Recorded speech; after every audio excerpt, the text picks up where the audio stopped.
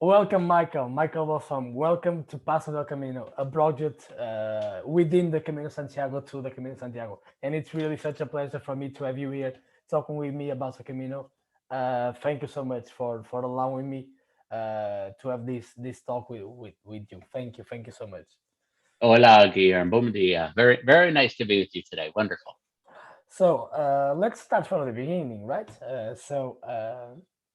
Did you remember when you find about the Camino? And now you find about the Camino? So it was a while ago, um, 2005, I think, sometime around 2005. Yeah. You know how sometimes you meet people, and as soon as you meet them, you're impressed by them, and you think this is someone that has wisdom to share. Well, I met a woman like that during work in 2005. I was introducing her. She was giving a speech to some law students. And I knew right away there's something special about this woman. And after her talk, we had coffee together. And I asked her about herself. And she said, I actually just got back from Spain. I said, oh, what were you doing in Spain? She said, I was walking El Camino de Santiago. And I said, what's that? And she told me about her journey. She went with her sister. Her sister was very religious. My friend Roxy is not religious. Her sister was in great physical shape. She walked all the time. My friend Roxy never walked. She was probably mid 50s at the time. And they went to the Camino, and a very strange thing happened. Her sister got shin splints and couldn't continue. And Roxy, as she calls herself now, figured out that she was a mule, that she could literally walk for forever and never got tired. And she didn't know this about herself until she got on the Camino. And her sister encouraged her to keep going after her sister couldn't. And she walked the whole Camino, mostly by herself, and said, I still wouldn't say I'm religious, but I found something on the Camino that I never knew before.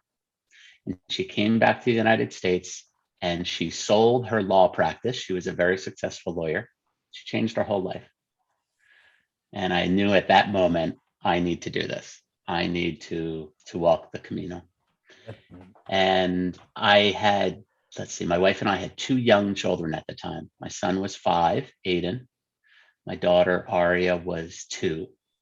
Not a good time to go to Spain for a month and walk the Yeah. Camino. So it took a few years of trying to plan and figure it out. And my wife Tressie um, being very wonderful and saying, I'll help make this happen, even with our jobs being so intense. We can figure it out. So I had it booked. I was ready to go, and something came up. Canceled the Camino. Oh, 2 years later, booked it again. Had it all set. Something came up. God. Canceled the Camino. A year later, I booked it a third time. Something came up. Canceled my Camino. Finally, in 2015, fourth time, scheduled my Camino. Getting ready. I'm practicing here in the desert of, I live in Arizona in the US, walking miles and miles, many kilometers every day in the mountains, preparing, getting myself ready. And about 2 weeks before my Camino, I get a phone call from New Jersey, where my family's from. And my wonderful dear aunt, the last aunt I had, my father's sister, um, I got word that she had bone cancer, that it was very advanced, and that she was dying. And I thought, I'll cancel for a fourth time. It's okay. There'll be a fifth time. And I got my wife and my children together, and we talked about should we go back right now and see her one last time? And everyone agreed instantaneously. Yes, of course we should. So we all got on an airplane. We flew to New Jersey. We were all in the room. And at one point, I asked everyone if they could leave the room so I could be alone with my aunt. And at the time, we didn't know if my aunt knew that she was dying or not. And it was just, you can actually see her. There's a photo of her right behind me, right there on the wall behind me.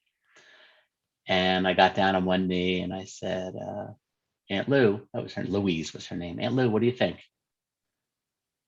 And she looked at me and she said, Finito. She's Italian. We're all Italian. meaning it's the end. I'm going. So I knew she knew. She knew she was going.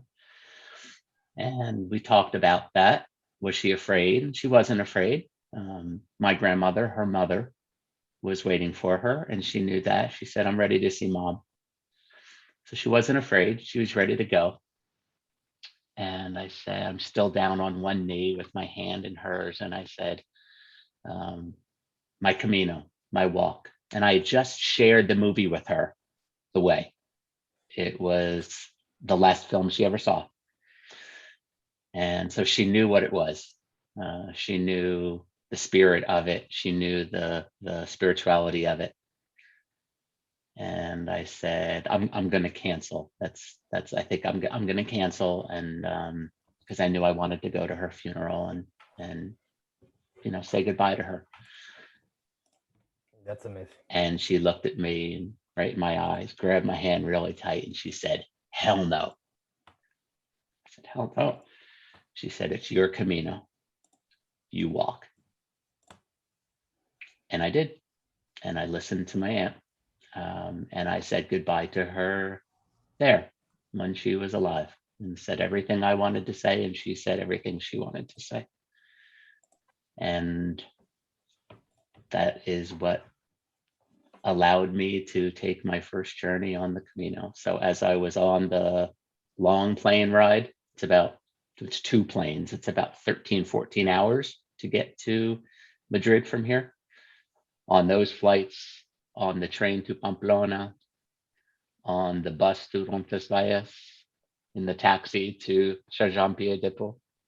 That whole time, of course, I'm thinking about my aunt, knowing that it could be a day, could be 3 days, it could be a week, but she was on my mind that entire beginning of the time.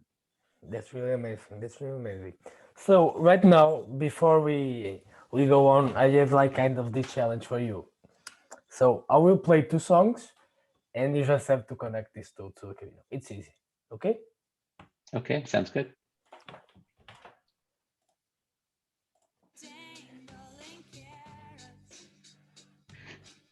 Alanis.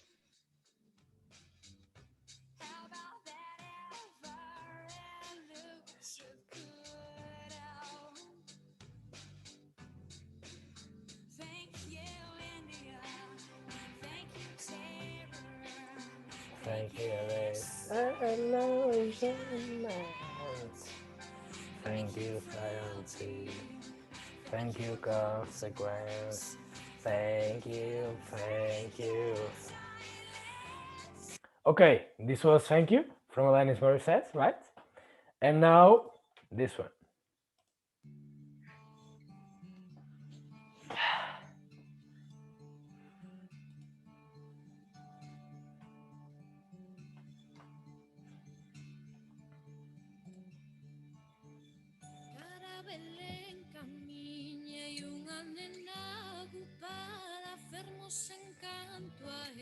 Los sueños se acompañan.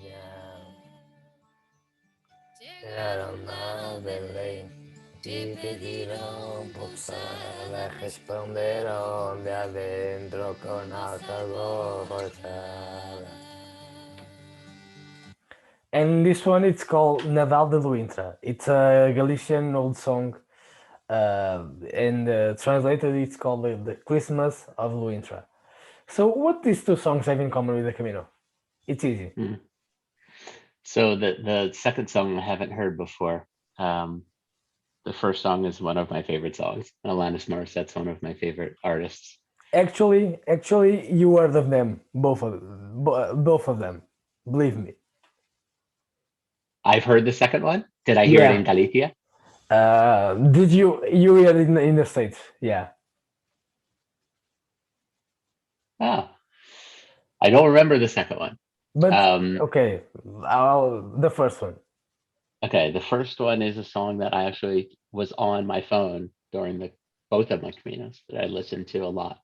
I'm a writer, and Alanis is a writer, and Alanis wrote that song, Thank You, after she had received great fame after her first giant album. She was very uncomfortable with it. She was very uncomfortable with the concept of fame and success, and she wanted to get away.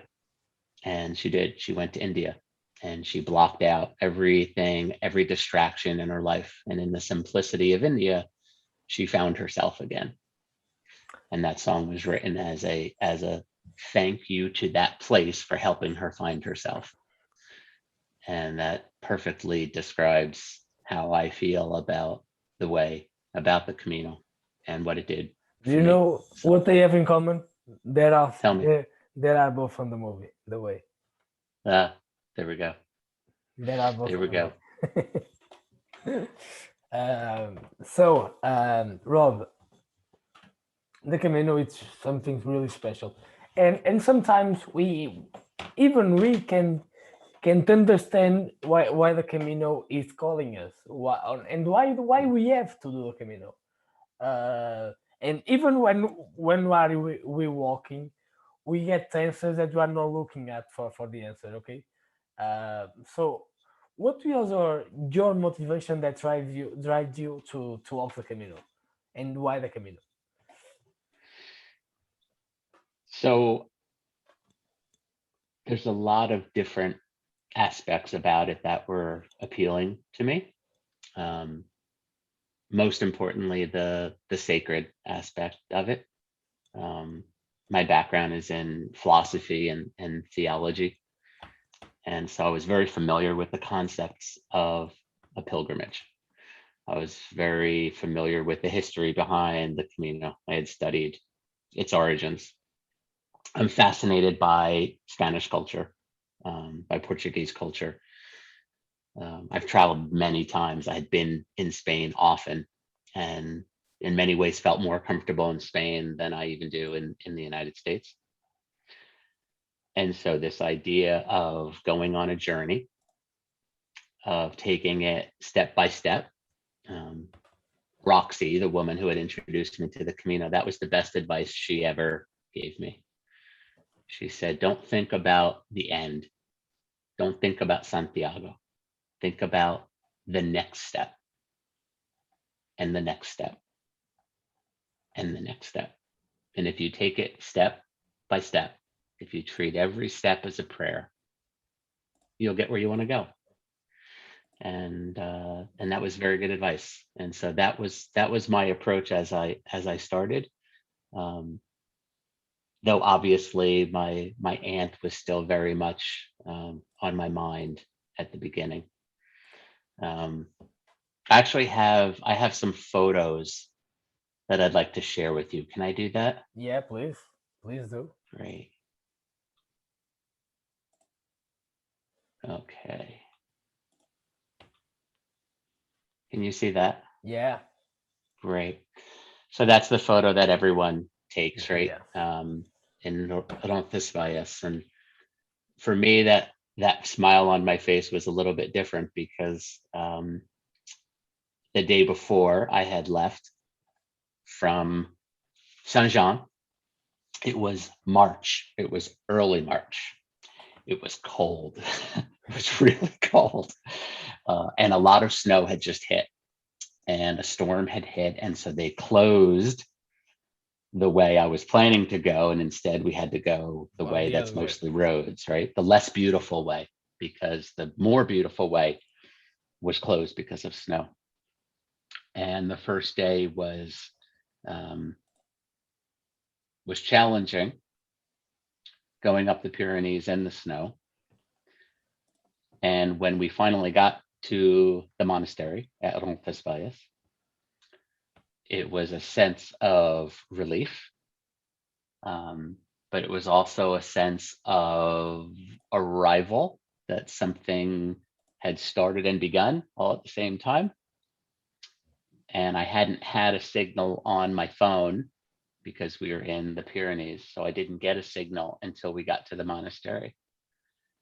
And as soon as we got to the monastery, I took my boots off, sat down on the bed in the albergue there, and turned on my phone, had a signal. And that's when I learned that my aunt had died. So the very first day of my Camino, my Aunt Louise died.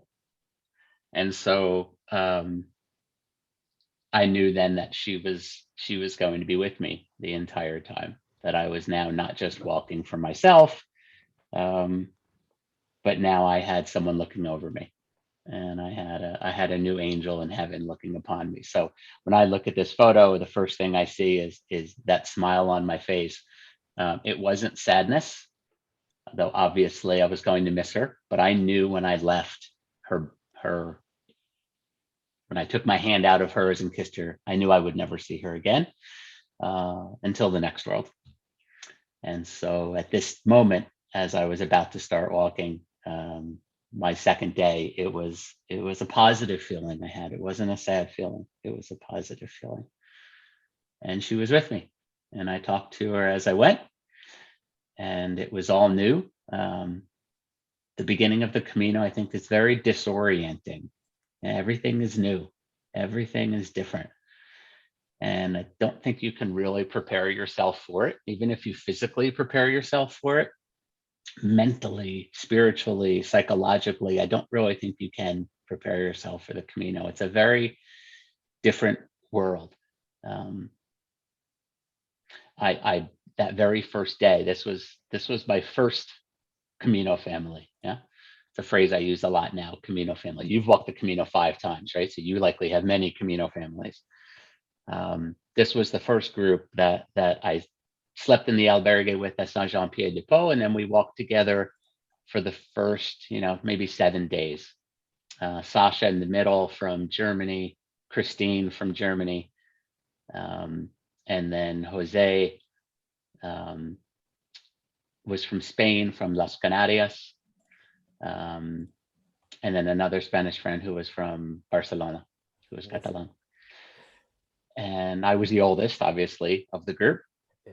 And we were sort of figuring it out together. We were all there for different reasons. We all had different baggage in our past that we were trying to work through. I think anyone who goes on the Camino is trying to work through something. And it was disorienting. It was out of your comfort zone, which I think is the best part of those early days. I'll never get that back. Like you've gone now 5 times. I've gone twice, and we'll continue to do Caminos. You get new experiences every time, but you never get that experience again of that first time when you really don't know what's coming. There's a level of fear there. There's a level of the unknown. There's a level of uncertainty that I think is very healthy, and requires you to come out of yourself and do things that you're not normally called to do. So I look back upon those days very, very fondly as we were figuring out the Camino together. I actually have met you through Rob Heeling, who is from the Netherlands, from Holland. And we walked at the same time. We were always within a few days of each other. And that's another amazing thing about the Camino, right? Is that makes it very different from life away from the Camino. People call it the real world. I'm not sure which one's real. I don't know if the Camino is the real world or this is the real world, but they're different, right? In the Camino, you do this with people. You pass each other as you walk, right? People come in of your life and they come out of your life. I often say that when you see someone at the end of a day on the Camino and you say goodbye to them, you don't know if you're saying goodbye to them for the rest of your life, or you don't know if you're going to see them every day and they're going to be in your life for forever. You don't know. And that makes that time that you have with them very different. Often you can have conversations that should happen over a week, over a month, and it happens in minutes. You get deep with people very quickly. And as we were walking those first days, this is what we were walking through. Rob talked about the rain and the snow. Of the first 15 days, I think it rained 14 of the 15. It was downpours and walking through mud and walking through mist. And it was nothing like how I imagined the first 2 weeks of my Camino would be. I think when you pictured it in your head, you're prepared for cold weather, but you're thinking, I'm going to get sunshine. We didn't. We got a lot of days like this. Don't worry, don't Uh, worry. They know. While I walk in the Primitivo, and every time I walked, because of my vacation time, it was just on summer, on August, and every time I walk, I catch rain. So I think it's part of the journey. Part definitely, of that unknown too, right? Is not knowing what's coming and definitely, walking no matter what. Which is, I mean, there's so many. The Camino teaches you countless life lessons, right? Countless. You and I could talk for 100 hours about what we've learned from the Camino. That's another one, right? No matter what the circumstances are, you keep going. You keep definitely. walking. You walk through everything. Um, and along the way, I then started figuring out that for me, the most important part of the Camino actually wasn't the space I was in. It wasn't the place. It was the people.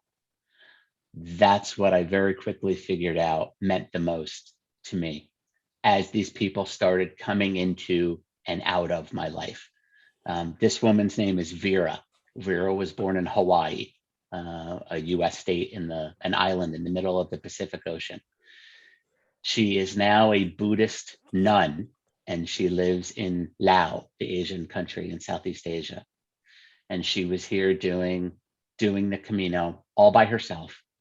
And I met her during those days of incredible rain.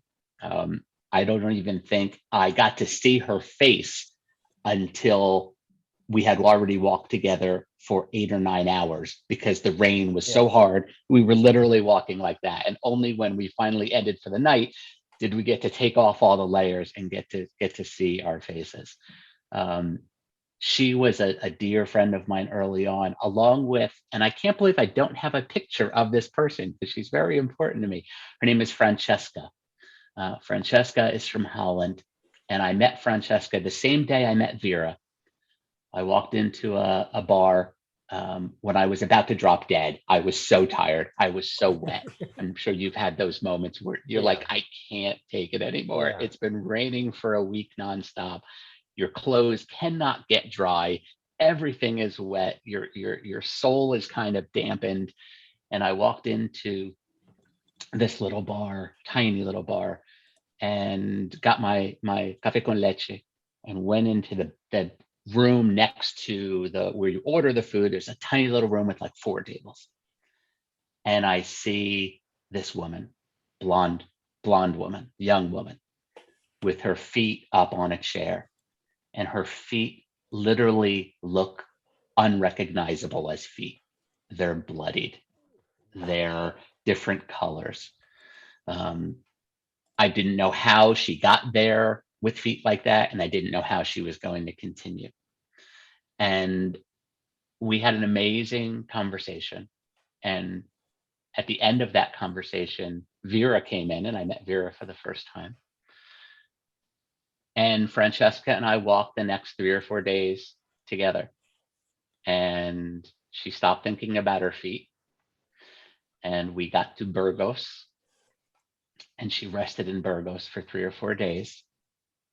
And she was able to go on, and she made it all the way to Santiago. That's amazing. And That's since then, I've amazing. been to Holland to see her, and I've met her son. She's had a son since then, and that will always be our special connection. Yeah, Was whatever it was at that moment, and I think you'll probably agree. And I know definitely, definitely. enough of your story to know that there are people who have come into your life because of the Camino. Yeah. That you know it's not an accident, right? No, And you definitely, know it definitely was not. meant to be. Definitely not. Okay? You know St. James brought them into your life, or Yeah. God brought them into your life, or the universe brought them into your life, whatever someone's Whatever. beliefs might be. Whatever. And that was one of those moments. That was one of those moments. That's And amazing. then this Camino family concept started happening to me. Yeah, Yeah. where different people from all over the world start just appearing. And when I stopped walking with my group, when I stopped walking with the three friends I originally walked with, I found that it was much more susceptible to meeting people that you wouldn't meet otherwise. Someone once told me along the way that it's best to walk alone because if you're walking with someone, it's much more rare that someone will come up and talk to you. People feel intimidated because they feel like you have someone already. But when you're alone, it's very easy to connect with people. That's And that worked out. Yeah. Do you agree with that? definitely, definitely. Yeah. Do you know?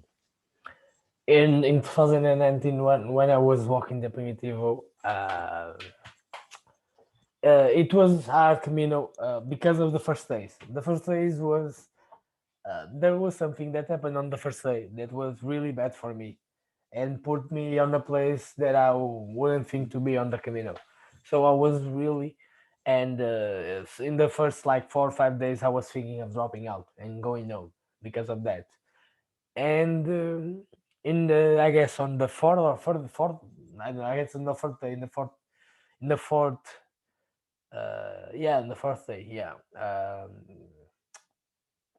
I met this like Spanish guy, and we just passing by and just said buen camino. And actually, we went like the day before drink a beer with some more pilgrims together, but wasn't there a really relationship over there.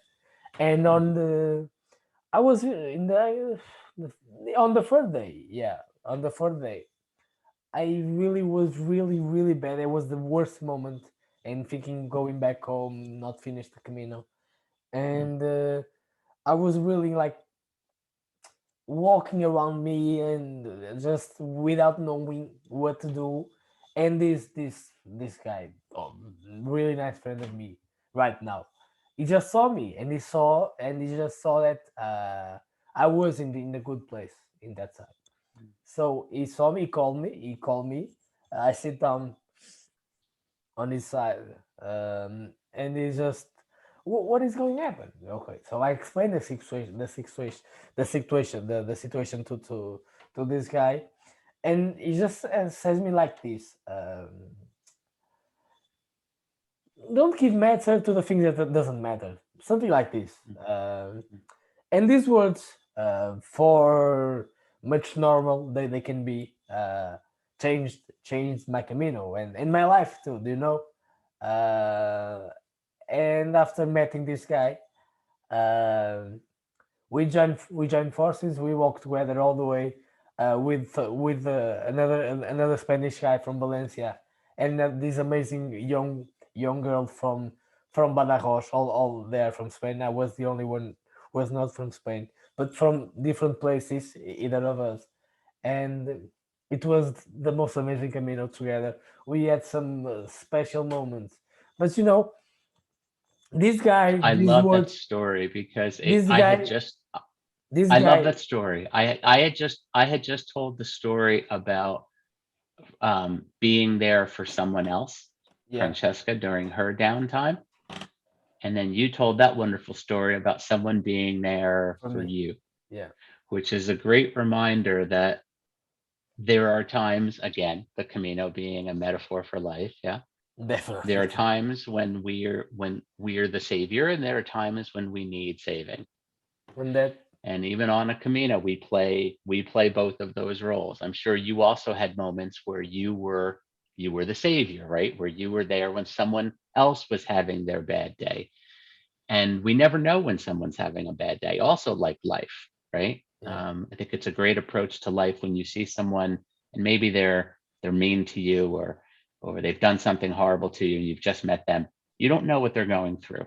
yeah, And definitely. it's like that when you meet someone on the Camino. You never know. During one of my hardest stretches is when I met this wonderful man from Japan with the glasses. This is Akira-san, which, as I used to call him. Uh, I met during my worst day, the day that, like you just described for you, and we've all had them on the Camino, the day when you want to stop, the day when you want to go home. I met Akira during a rainstorm. We were walking together. He introduced himself as Akira from Japan, and it was a brief conversation, and I wasn't at my best.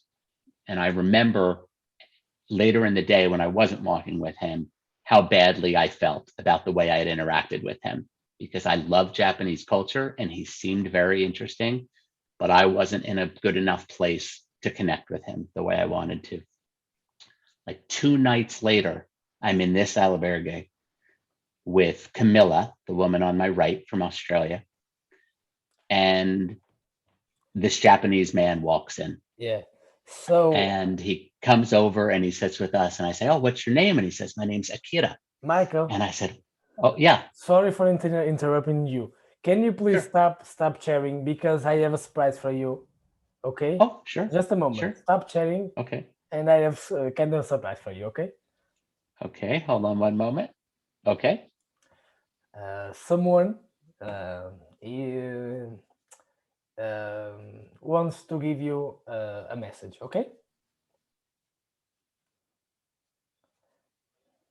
just a moment. this really is a surprise. Just a moment. Hey, Rob! We can hear you, Rob. We can hear you. Hey, Rob. Hi, Guillermo. Hi, how are you? I'm Michael. Are you on the metro in Barcelona? I'm on the metro. Sorry, because I knew it was today, but then my girlfriend called. We go to the cinema. I forgot, and we had the Zoom. How are you? I'm very well. It's wonderful to see you. I'm in the metro, yeah. Our audio is going in and out because you're traveling underground in Barcelona. But what a great surprise. What a wonderful Yes, surprise. yes, me too. Yeah. How are you? You're fine? Yes, I'm doing as well as anyone can be during a pandemic where we're not allowed to see lots of the people that we want to see. But hopefully people are staying safe and staying well, and you look great. So it looks like you are doing well.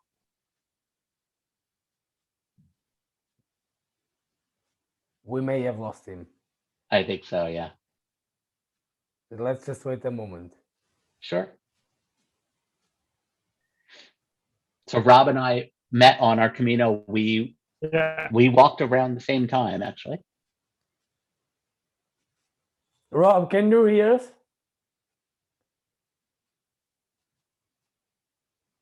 That's right. Yeah. Oh, sorry. He may come in again. So So Rob is the person who connected me to you. yeah, That's how I met you. Rob, you had interviewed Rob, I think maybe in January, February. it was yeah. Rob and I walked at the same time, March of 2015. Um, it was Rob who first helped me learn that you always want a Dutchman or a Dutch woman on your Camino because they can speak like 7 languages and they can always translate for everyone. Is that true, Rob? Is that true? But Spanish only now, because I live in Spain. So, So, but you Rob, too, Michael. Yeah. thank you so much for joining us. Okay. Thank you for Can you just inviting me. say a few words about Michael, please? Yeah, Michael was when I met Michael. It was in the second day in the first and day. He was with a group. I think with a group of 5 people. But we always met. We always met during almost every day. And I remember one day when we went down, and Michael was very fast because he had experience of Arizona, where he was walking in the desert, and he was speeding. He was really fast. Yeah, That's amazing. and very. Rob, it's so incredible seeing you. We follow each other on Me too. Facebook, and That's right. I see that every time someone from the Camino goes through Spain, often they'll go to Barcelona, and I'll see these That's wonderful photos of Rob with someone from the Camino. That's right. And Yeah. that's the role that he played on the Camino too. Rob was a connector. Rob is Yeah. an incredible communicator. He's a great listener. He's very humble and he's very selfless. So you were the So I But father. would You I, were see, the but father. You were the yeah, but father. I Michael, would see I, Rob. I would see people speaking to Rob, and he's so patient, and he would listen to them, and they but I trust him. think, And there's a reason but why. I think, but I think what you say about me, I can say about you too. I think Oh, because that's you spoke wonderful. with everybody. You spoke with everybody. Huh? I, I mean, in the end, I think we knew like 60 people. We all knew each other. It was really nice. Huh? It was fantastic. Yeah, It is and absolutely true. I was yeah, listening to your video, Rob, the other day, and you expressed it so perfectly how people would just reappear, right? And I was telling yeah, that's my right. friend Yeah, that when you say goodbye, you don't know if you're going to see someone again, and when you do, it's such a wonderful feeling because it's a that's right. reunion, Yeah, and there's day after exactly. day of this. Yeah, And yeah. I look You say forward to hi. seeing you Yeah, soon. As soon as I'm me allowed to too. travel to Spain, I look forward to coming to Barcelona to see you. Good. Or maybe when you are in some other city, I come to you. When you are Sounds in wonderful. Granada, or then I come to you. Okay, good. That sounds Okay. wonderful. Hey, good to see you, Danke. Michael. Great to Hey, see you, Rob. see Thank you you. so much. See you. Bye, Graag Rob. gedaan. Bitteschön. Bye. Okay, bye Dankeschön. bye. Ciao. Bye bye. Bitteschön. Bye bye. So a little That was so surprise cool. for you. So So Rob and I have only texted. We've only written to each other. I've actually haven't spoken since yeah, 2015. yeah. Do you So know? thank you for that. Um, Firstly, of course, I think of Aiden. But then when Aiden they said to me that he couldn't make it, so I thought that Rob said it's like in a minute. Yeah, yeah, yeah. Let's do that. Uh, That was a wonderful surprise. That was a uh, wonderful surprise. so it went to be early, but with my work, and we are thinking, and that's why he needed. That's why I was looking a lot to my cell phone, just see if he can come up, and I just sent him a That's message. wonderful. Michael, let's continue a bit, please. If you want, Sure.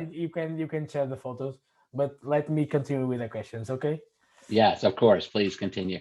Okay, so of course, after that Camino, you were able to walk the Camino with your son Aiden. How it was that experience walking with Aiden? Yeah, so I'll go quickly through some photos here of all dear friends. These two people were my so we have different levels of our Camino family, right? This was my brother and sister. Yeah, This picture was taken in Leon, and Leon will come up again regarding my son. This is Lino from Torino, Italy. yeah, Um, and Lino is a father. Lino is older than me. This is Inma, who is from Barcelona, where Rob is living now, also older than me. And so, unlike the people early in my Camino where I was the oldest, now I was the youngest. yeah, And again, it was a different role. And these two, still to this day, they are my Camino brother and sister. And we walked the whole rest of the Camino together, laughing. It was Semana Santa when we went, so this entirely unique experience of seeing the processions. This was in Ponferrada, where we celebrated Easter together. Um, and when we made it to Santiago, it was it was unlike anything. I mean, you've done it 5 times. It was unlike anything I'd ever experienced. And I remember at this moment when we made it, I got on the phone and I called my wife and I called my son Aiden and I called my daughter Aria. They were all on the phone with me and I was in tears and saying, I hope that someday you guys will be able to come with me and experience this with me. And at that time, all of these surprises happened, like the surprise that you just gave me with Rob. Just as Rob was saying that all these people kept reappearing during the Camino, they all appeared in yeah. Santiago. Everyone appeared from every stage of my Camino. In Rob's interview with you, he talked about these two people. This is Undine and Alex, the couple who got married a few months ago. She was from Oh, South Korea. Alex was from Brazil. We bonded during the Camino, but then they went off and I didn't see them. And I thought I'd never see them again. And boom, there they are at the cathedral in Santiago. Alex had been cutting his hair. He had really long hair like me, but every day he'd cut a little bit more of his hair. And his goal was when he got to Finisterre, he would have it short. And so his hair was much shorter here than I had seen him before. Kanu from South Korea, Willie from Germany. Willie had given me this great advice. I met him much earlier and he said, Michael, it's very important that when you arrive in Santiago, you arrive as a pilgrim and not as a tourist. So when you go to Mass, don't go to Mass the next day. When you're exhausted and you can't even stand up and you first arrive, go to Mass right away. Go to Mass as a pilgrim. And I did. I followed that advice. I saw Vera, the nun from Laos. All these people kept appearing. it's just amazing. And It's just amazing. it was this amazing experience. And I did go on to Finisterre after my first Camino. I did walk those extra days with Mickey, who is from Japan, another dear friend. And this is Alex, that very last day at the edge of the world in Finisterre. He took his last little locks of hair that he cut and he put them in a bottle and he wrote a note and he threw it in the sea. Oh my So God. that bottle is somewhere in the ocean. And hopefully someday somebody is going to find that bottle. But you did mention my son. And after a few more years, 2 more years, I thought Aidan was old enough to do the Camino with me. And so when he was 15, turning 16 years old, we returned to Leon to do the Camino from Leon to Santiago. That fit within his schedule. It was the right amount of days. And my son is now, Aidan is now 20 years old. And so when I look at this picture, he's so young. He's so young in this picture. But he was a boy when we started. And this is my friend Iker lives in Madrid, and he came to meet us the first few days. And Aidan was very quiet when we started. This was an intense experience for me when I was in my 40s to do it the first time. Remember, I told you how disorienting it is at the beginning of a Camino. Aidan's 15 years old. Yeah, even more. And I gave him a lot of freedom. In fact, I don't lie to my wife often, but sometimes I tell little white lies, and this was one of them. I told my wife that I'd never let Aidan out of my sight. She was obviously very worried about him at 15 years old. And she said, I want to make sure you can always see him. And I knew that he wouldn't have a proper Camino if he did that. He wouldn't walk his Camino if we did that. So on the very first day, I said, Aidan, here's our deal. I don't have to have you in my sight. You can go off, but our rule is going to be, if it's okay with you, you can walk ahead of me. Rob said I was fast. Aidan's faster. Aidan's like a rabbit. He's very fast. You can go ahead of me, but when you get to the next town, I want you to stop at the first bar and I'll see you there. And that's what he did. And this is my favorite picture. That's amazing. Of Aidan. Unbelievable. Unbelievable. That was Aidan's Camino. He walked much of it by himself. He walked much of it not in those boots. He had a rash from his socks. He actually walked a lot of it in Crocs and like sandals. Yeah. And he would put his music in, and he would go into that position, and he would just take off.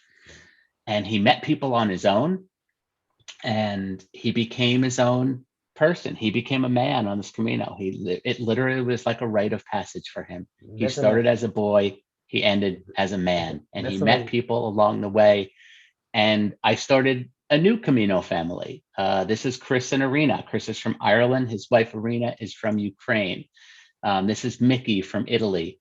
This is Fani from Hungary, and Shabir from England, originally of Indian descent, born in Africa, an amazing story. This It's is amazing. Akio from Japan. And all of us became another Camino family. Oh my God, Um, the cow. it was amazing. And I know you have, I think, a plan to walk with your father, Yeah, yeah. that you're going to So do that. that actually that is about my next question is that Yeah. like I said, for me it's a dream.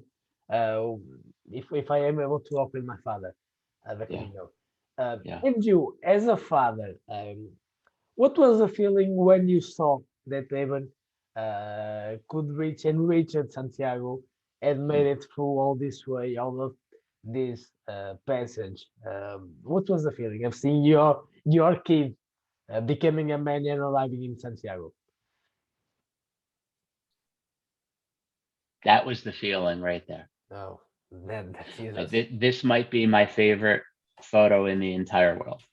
Jesus.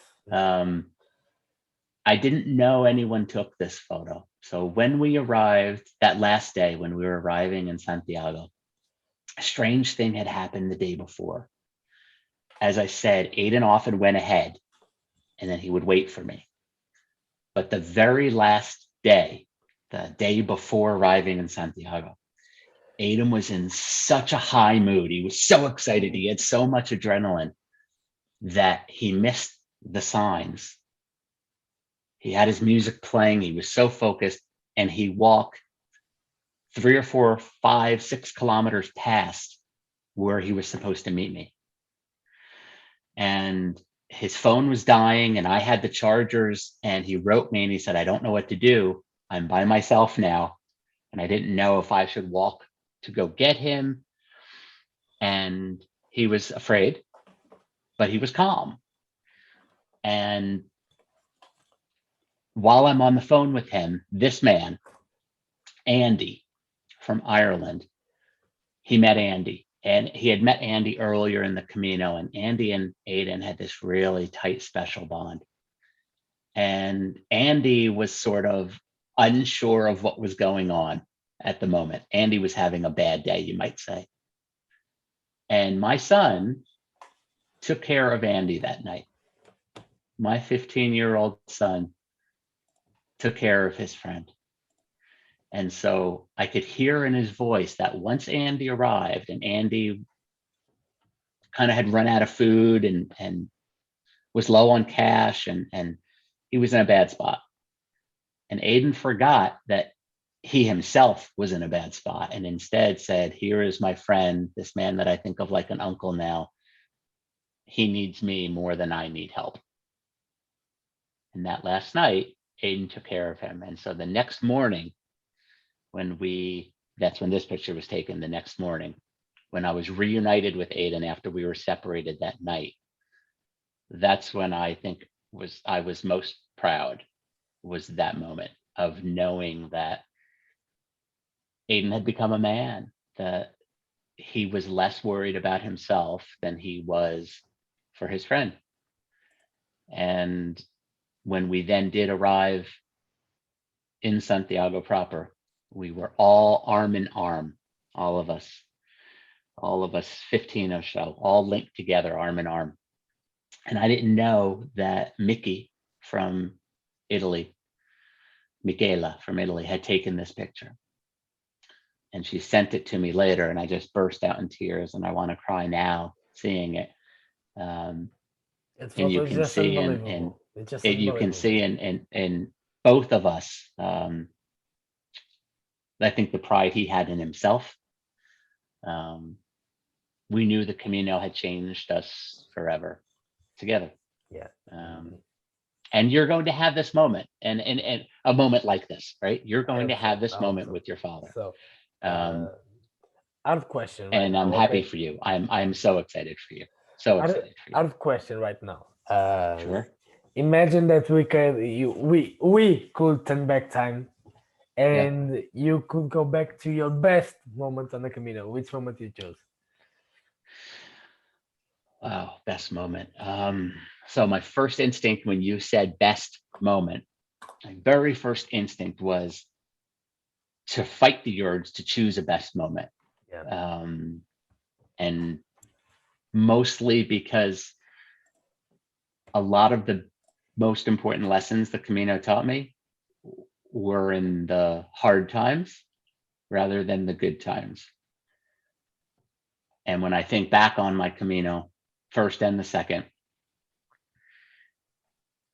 I think I probably think more about the tough times than about the happy times, because that's when I draw upon my Camino experience the most. Yeah. But in terms of happy moments, this has to be the highlight. This moment was pretty indescribable. I still remember exactly the feeling I had in that exact moment. And when I see this picture, it all floods back to me.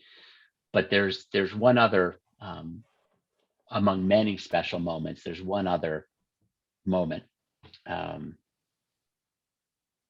that really is quite something. After my first Camino, and you know this too, after you do the Camino, everyone wants to talk to you about it. It's what's so great about what you're doing right now, right? You share these stories with people and you motivate people to do the Camino. I'm sure there are lots of people who do the Camino because of you, because of watching these videos and because of their conversations with you. There was a woman, a dear friend of mine in Arizona. She's actually the wife of the governor of my state of Arizona. Yeah. I told her all about the Camino and she decided to do it. And when she did it, she had this one day where she walked into this wonderful little stone home in Galicia. And she met this man there who was a painter. And he changed her life. She was with a few other people and they had a religious conversion that moment. They weren't religious people. Yeah. But when they were around Arthur, who was a devout Christian, they had a religious conversion. And she said, if you ever go back on the Camino, you have to look for Arthur the artist in this little stone house in Galicia. That's all she told me. Yeah. So Aidan and I were walking one day and we were walking very, very quickly. Sorry for skipping through the photos. We were walking very quickly and I saw this door. So Right, I saw this door. yeah. And I actually passed it, Guillermo. I walked right past it.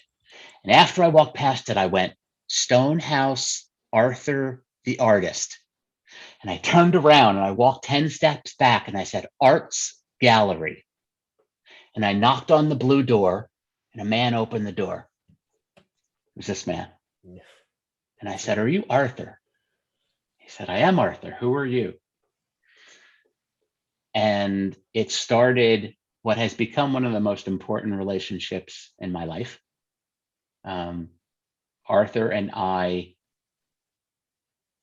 have had an amazing connection since then. I have gone back to the Camino, not as a pilgrim, but as he lives on the Camino.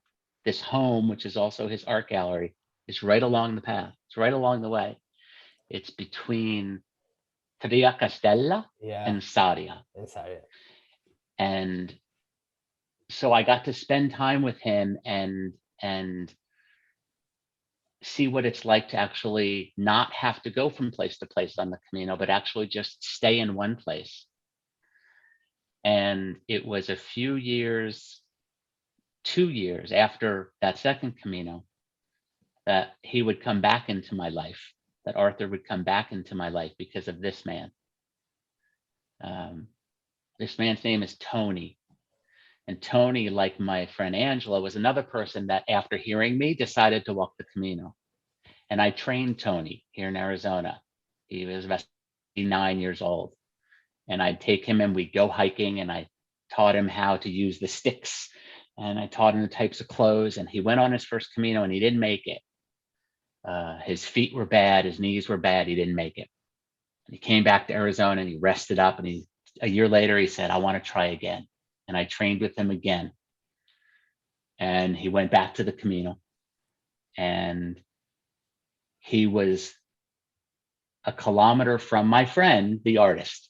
Yeah. He was 1 kilometer from Arthur. And Tony went to sleep, and Tony never woke up. So in the morning, his friend Jay said, Tony, come on, let's go. And he shook him. And Tony had died in his sleep.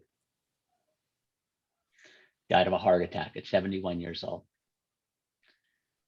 He died doing the thing he wanted to do. He died in the place he wanted to be at. He was a devoted husband of 50 plus years. He was an amazing father of sons. He was an amazing grandfather. I miss him. I wish I could go walk with him right now. I wish I could go have a glass of wine with him right now. But he died doing what he loved. He died doing something that was so meaningful to him. And the reason why I went back to see Tony. my friend Arthur that last time was to see where Tony had died. And so I walked from Arthur's home back to Tria Castella and found the exact albergue and spoke to the woman who ran the albergue there. And she brought me right to the bed where Tony died. And I got to spend some wonderful moments there, knowing that this is where my friend took his last breaths on earth, but knowing also that I will see him again, just like I will see my aunt again, and just like I will see my dear mother again. This is my mom also behind me. My mom died this past September at 88 years old. And my mom was my greatest supporter and my greatest fan, and I was her greatest fan. And the Camino is it's a journey, it's a way. Do you know?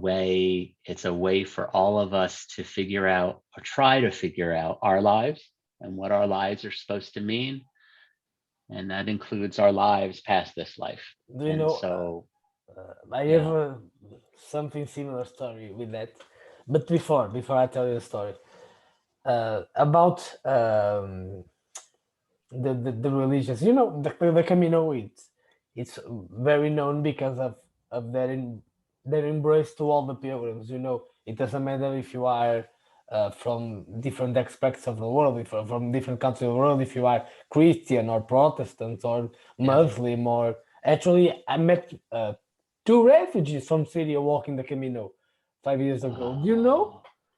wow. That was that's amazing. And so the Camino, it's we are all the same. It doesn't matter if you are gay, if you are straight, if you are bisexual, or if you are black or white or yellow or whatever. Uh, on the Camino, we are all the same. And one of the most things about the Camino is that even people that are not religious, they are atheists or agnostics or I have some friends that I talked to my project, and they told me at least there was one church in particular on the Camino. They feel that there's something special over there. I'm telling the Igreja of Sobreiro in Galicia, and for me, Very special place. Very I, special place. I wasn't there yet. I'll be there anytime soon. But for me, in my own experience, when I when I walk a Camino and arrive in Santiago, when I arrive in Santiago, when I'm in that plaza, looking out for that amazing cathedral in front of me, I have like this feeling that I could never or whenever feel in other place. It's something like this interior peace that I don't know how I don't know what it is, but I just feel well. I just feel that everything is on where exactly I need to be. I am where exactly I need to be, and The other, I just felt that one more time. It was to in 29, in 19 into 2019 when I was walking the Primitivo. Do you know? I don't know if you know. Here in Portugal, we have like this sanctuary, very famous all over the world. It's the Our Lady of Fatima.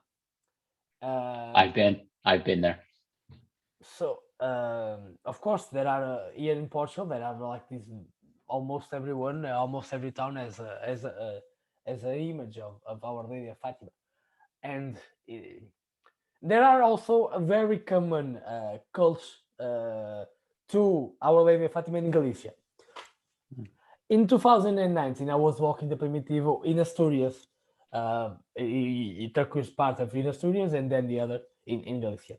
And on the very is that first stage, on the first stage, the Camino Primitivo, it's a Camino with all sorts of mountains, just mountains, very small places on the mountain. It's just outstanding Camino. But on the first stage, after 10, 11 kilometers, on the middle of nowhere, literally, I just found this small chapter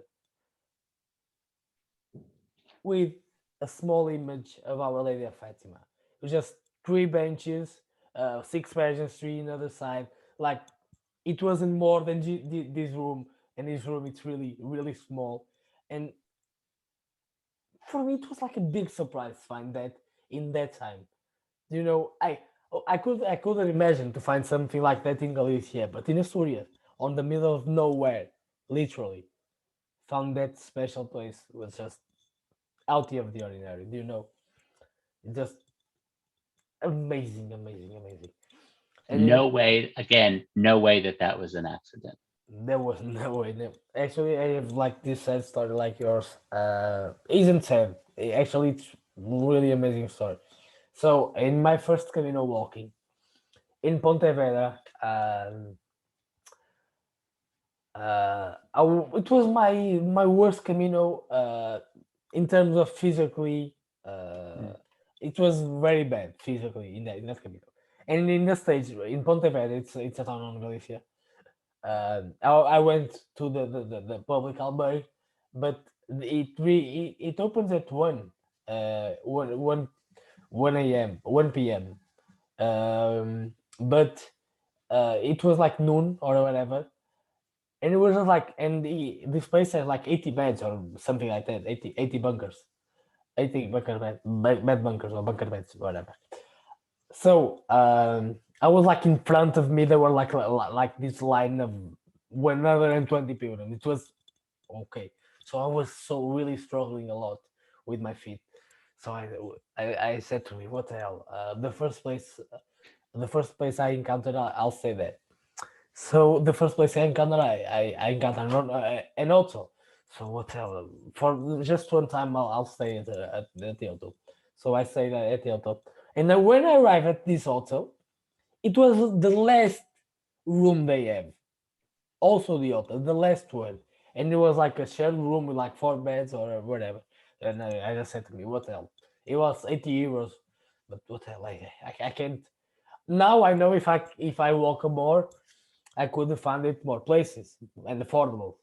But I just really tired and Mhm. everything was hurting me. And okay, behind me, I was just doing the check-in. Behind me, appears me a couple from Portuguese, a Portuguese couple, and they said me, we want a room. I just said this is the last room, but if you want, we can share the room. So we shared the room, and from that and beyond, we walked together, and until the last day, we stayed at different places, and I just saw them in Santiago later. So we made really friendship that time.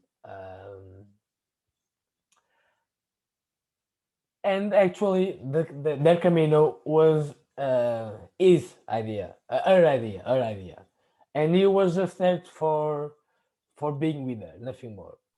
Mm. um 6 months later, she passed away with an aneurysm, and they were really young. She was like 36 years old, really young. and it was like the last amazing thing that they had done it together, you know. Um and I couldn't make to the funeral, but I was still in contact with him, um, and for my surprise, it was really a surprise. Uh, this was in 2016, in 2019, in June. He decided to walk the French Camino in honor of her, and he Beautiful. actually, it was surprising because he went on his own. And do you know that the Camino right now are based on a lot of social media? You have you picture photos, you have you, but his Camino, of course, he made in contact mainly with his family. But if you look out for things about his Camino, you just encounter one picture like once at 10 days, more or less.